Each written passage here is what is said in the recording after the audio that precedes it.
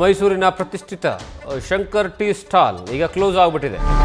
ಮೈಸೂರಿನ ಶಿವರಾಮ್ ಪೇಟೆಯಲ್ಲಿರುವಂತಹ ಟೀ ಅಂಗಡಿ ಅದು. ಈ ಟೀ ಅಂಗಡಿ ಬಹಳಷ್ಟು ಫೇಮಸ್. ಕಾರಣ ಏನು ಅಂದರೆ ಇಲ್ಲಿ ಬಹಳಷ್ಟು ದೊಡ್ಡ ದೊಡ್ಡ ನಟ ನಟಿಯರು ಹೋಗಿ ಅಲ್ಲಿ ಕೂತ್ಕೊಳ್ತಾ ಇದ್ರು. ಅವ್ರ ಅಡ್ಡ ಇತ್ತದು.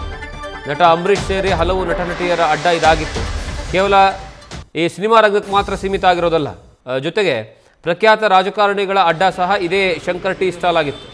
ಈಗ ಗ್ಯಾಸ್ ಸಿಲಿಂಡರ್ ಸಿಗ್ತಾ ಇಲ್ಲ ಅನ್ನುವಂತಹ ಕಾರಣಕ್ಕಾಗಿ ಆ ಟೀ ಸ್ಟಾಲನ್ನೇ ಕ್ಲೋಸ್ ಮಾಡಲಾಗಿದೆ. ಇನ್ನು ಈ ಬಗ್ಗೆ ನಮ್ಮ ಪ್ರತಿನಿಧಿ ರವಿ ಪಾಂಡವಪುರ ಗ್ರೌಂಡ್ ರಿಪೋರ್ಟ್ ನೀಡಿದ್ದಾರೆ. ನೋಡ್ಕೊಂಬರೋಣ ಬನ್ನಿ. ಓಕೆ, ಅಮೆರಿಕ ಹಾಗೂ ಇರಾನ್ ನಡುವಿನ ಯುದ್ಧದಿಂದಾಗಿ ಮೈಸೂರಿನಲ್ಲಿ ಗ್ರಾಹಕರು ಕಂಗಾಲಾಗಿದ್ದಾರೆ. ಗ್ಯಾಸ್ ಟ್ರಬಲ್ನಿಂದಾಗಿ ಸಾಕಷ್ಟು ತೊಂದರೆಗೆ ಒಳಗಾಗಿದ್ದಾರೆ. ನಾನೀಗ ಮೈಸೂರಿನ ಪ್ರತಿಷ್ಠಿತ ಶಂಕರ್ ಟೀ ಸ್ಟಾಲ್ ಅಡ್ಡದಲ್ಲಿದ್ದೀನಿ. ಈ ಒಂದು ಸ್ಥಳ ನಟ ಅಂಬರೀಷ್ ಸೇರಿದಂತೆ ಹಲವು ನಟರ ಹಾಗೂ ಪ್ರಖ್ಯಾತ ರಾಜಕಾರಣಿಗಳ ಅಡ್ಡ ಅಂತ ಹೇಳಿದ್ರೆ ತಪ್ಪಾಗ್ಲಿಕ್ಕಿಲ್ಲ. ಪ್ರತಿನಿತ್ಯ ಇಲ್ಲಿಗೆ ಸಾವಿರಾರು ಮಂದಿ ಗ್ರಾಹಕರು ಭೇಟಿ ನೀಡ್ತಾರೆ. ಅಂತಹ ಟೀ ಸ್ಟಾಲ್ ಸದ್ಯಕ್ಕೆ ಈಗ ಬೀಗ ಹಾಕಲಾಗಿದೆ. ಪ್ರಮುಖವಾಗಿ ನೀವು ದೃಶ್ಯದಲ್ಲಿ ಗಮನಿಸ್ತಿರ್ಬೋದು, ಸಿಲಿಂಡರ್ನ ಅಭಾವ ಈಗ ಹೆಚ್ಚು ಮೈಸೂರಿನಲ್ಲಿ ತಲೆದೋರುವ ಪರಿಣಾಮವಾಗಿ ಈಗ ಅಂಗಡಿಗೆ ಬೀಗವನ್ನು ಹಾಕಲಾಗಿದೆ. ಪ್ರಮುಖವಾಗಿ ಸಿಲಿಂಡರ್ ಸಿಗ್ತಿಲ್ಲ. ದುಪ್ಪಟ್ಟು ಹಣವನ್ನು ಕೊಟ್ಟರೂ ಕೂಡ ಸಿಲಿಂಡರ್ ಲಭ್ಯ ಆಗ್ತಿಲ್ಲ. ಆ ಕಾರಣಕ್ಕಾಗಿ ಮೈಸೂರಿನ ಗ್ರಾಹಕರು ಕಂಗಾಲಾಗಿದ್ದಾರೆ. ಜೊತೆಗೆ ಹೋಟೆಲ್ ಉದ್ಯಮದ ಹಲವಷ್ಟು ಮಂದಿ ಈಗಾಗಲೇ ತಮ್ಮ ಅಂಗಡಿಗಳನ್ನು ಬಂದ್ ಮಾಡುವಂಥ ಕೆಲಸಕ್ಕೆ ಮುಂದಾಗ್ತಿದ್ದಾರೆ. ನೀವು ದೃಶ್ಯದಲ್ಲಿ ಗಮನಿಸ್ತಿರ್ಬೋದು, ಇದು ಮೈಸೂರಿನ ಪ್ರತಿಷ್ಠಿತ Shankar tea stall. Shankar tea ಸ್ಟಾಲ್ಗೆ ನಿತ್ಯವೂ ಕೂಡ ಅಂದರೆ ಬೆಳಗಿನಿಂದ ರಾತ್ರಿವರೆಗೂ ಕೂಡ ಸಾಕಷ್ಟು ಮಂದಿ ಗ್ರಾಹಕರು ಬರ್ತಾರೆ. ಗ್ರಾಹಕರು ಬಂದು ಇಲ್ಲಿ ಟೀಯನ್ನು ಸವಿಯುವಂಥ ಕೆಲಸಕ್ಕೆ ಮುಂದಾಗ್ತಾರೆ. ಆದರೆ ಸದ್ಯಕ್ಕೆ ಈಗ ಸಿಲಿಂಡರ್ ಸಿಗದ ಕಾರಣಕ್ಕಾಗಿ ಅಂಗಡಿ ಬಂದ್ ಮಾಡಲಾಗಿದೆ. ನಮ್ಮ ಜೊತೆ ಗ್ರಾಹಕರಿದ್ದಾರೆ, ಅವ್ರನ್ನ ಮಾತಾಡಿಸ್ತಾ ಹೋಗ್ತೀನಿ.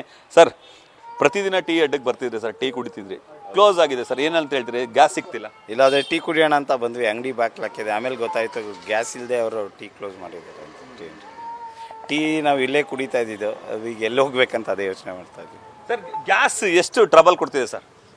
ಸರ್, ಟ್ರಬಲ್ ಅನ್ನೋದಕ್ಕಿಂತ ಈಗ ನಾವು ಯುದ್ಧದ ಪರಿಸ್ಥಿತಿ ಆರ್ಥಿಕವಾಗಿ ಇವಾಗ ಎಲ್ಲ ಕಡೆನೂ ಒಂದು ಯುದ್ಧ ನಡೀತಾ ಇರಬೇಕಾದ್ರಿಂದ ಗಲ್ಫ್ ಕಂಟ್ರಿಗಳಲ್ಲಿ ನಮ್ಮ ದಿನನಿತ್ಯದ ಬಳಕೆಗಳಲ್ಲಿ ಎಲ್ಲದರಲ್ಲೂ ವ್ಯತ್ಯಯ ಆಗ್ತಾ ಇದೆ. ಗ್ಯಾಸ್ ಒಂದೇ ಅಂತ ಅಲ್ಲ, ಟ್ರಾನ್ಸ್ಪೋರ್ಟೇಷನ್ ವಿಚಾರದಲ್ಲಾಗಿರ್ಬೋದು, ಎಲ್ಲದರಲ್ಲೂ ಕೂಡ ಯುದ್ಧ ಒಂದು ಹಂತಕ್ಕೆ ಬಂದು ಎಲ್ಲರೂ ಅವರೆಲ್ಲ ಒಂದು ಸಹಜ ಸ್ಥಿತಿಗೆ ಮರಳಿದಾಗ ಸ್ವಲ್ಪ ಎಲ್ಲನೂ ಬರ್ಬೋದು ಅಂತ. ಇದು ಒಂದೇ ಗ್ಯಾಸ್ ಒಂದೇ ಅಂತ ಹೇಳೋಕ್ಕೆ ಅಲ್ಲ, ಎಲ್ಲ ಥರದಲ್ಲೂ ತೊಂದರೆ ಆಗ್ತಾ ಇದೆ. ಇದಕ್ಕೆ ಕೇಂದ್ರ ಹಾಗೂ ಬೇರೆ ದೇಶಗಳ ನಡುವೆ ಸ್ವಲ್ಪ ಒಪ್ಪಂದ ಮಾಡಿಕೊಂಡು ಬೇರೆ ಥರದಲ್ಲಿ ಒಂದು ವ್ಯವಸ್ಥೆ ಮಾಡಲಿ ಅಂತ ಇತ್ತು. ಸರ್, ಡೈಲಿ ಟೀ ಕುಡಿಯೋಕ್ಕೆ ಬರ್ತಿದೆ ಸರ್, ಕ್ಲೋಸ್ ಆಗಿದೆ ಅಂಗಡಿ, ಏನಂತ ಹೇಳ್ತೀರಿ?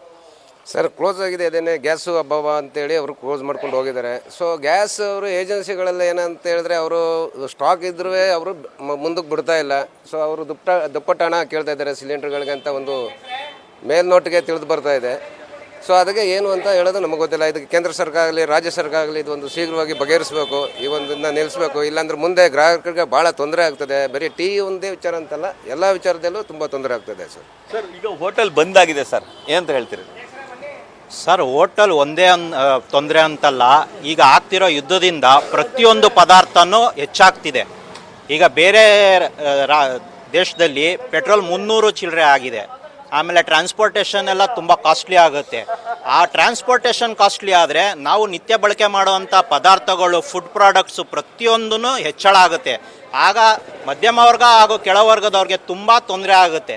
ಹಾಗಾಗಿ ಬೇಗ ಇದ್ರಿಗೆ ಏನು ಪರಿಹಾರ ಮಾಡಬೇಕು ಮಾಡಿ ರಾಜ್ಯನೋ ಕೇಂದ್ರನೋ ಎಲ್ಲರೂ ಒಂದು ಒಗ್ಗಟ್ಟಾಗಿ ಎಲ್ಲ ಪದಾರ್ಥಗಳನ್ನ ಕಮ್ಮಿ ಮಾಡಿ ಜನಗಳಿಗೆ ಅನುಕೂಲ ಆಗೋ ರೀತಿಯಲ್ಲಿ ಮಾಡಬೇಕು ಅಂತ ನಾನು ಕೇಳ್ಕೊಳ್ತೀನಿ. ಪ್ರಮುಖವಾಗಿ ನೀವು ಗಮನಿಸ್ತಿರ್ಬೋದು, ಸಾಕಷ್ಟು ಮಂದಿ ಗ್ರಾಹಕರು ಬಂದಿದ್ದಾರೆ.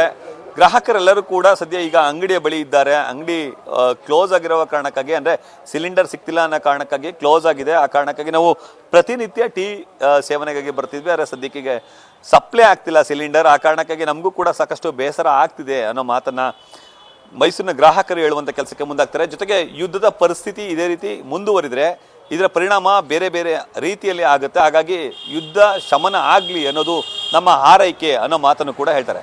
ಕ್ಯಾಮ್ರಾಮನ್ ವಿನಯ್ ಜೊತೆ Ravi Pandavapura, news first, Mysuru. News first, ನಿರ್ಭೀತಿಯಿಂದ ನಿಮ್ಮ ಪರವಾಗಿ.